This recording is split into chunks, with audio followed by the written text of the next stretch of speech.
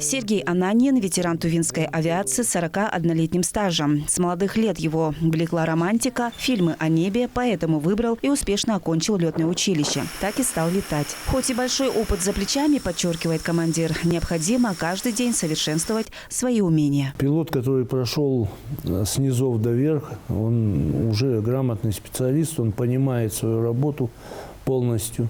Может какие-то неординарные решения принять в определенных ситуациях. Это тоже помогает. Сергей Юрьевич считает, что нужно ко всему относиться основательно. Главное в авиации – у каждого должен быть внутренний стержень, а еще иметь крепкое здоровье. В небе это основной критерий. На работу всегда с удовольствием.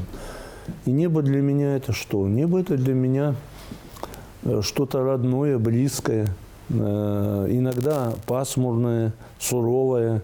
Иногда солнечное, пригожее, как говорится. Небо, оно у каждого человека свое, видимо, кусочек этого. И ощущения свои.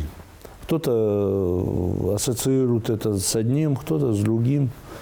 Вот у меня с радостью. Сейчас Сергей Ананьин, что говорится, спустился с небес, занимается обучением молодых коллег, передает свой бесценный опыт. Несмотря на разницу в возрасте и стаже, авиаторы республики сходятся во мнении. Для тех, кто каждый день живет взлетом и посадкой, счастье – возвращаться и знать, что тебя ждут дома. Чинчик Ашпуков, Владимир Сюртук, Айдын Кулар, телеканал Тува-24.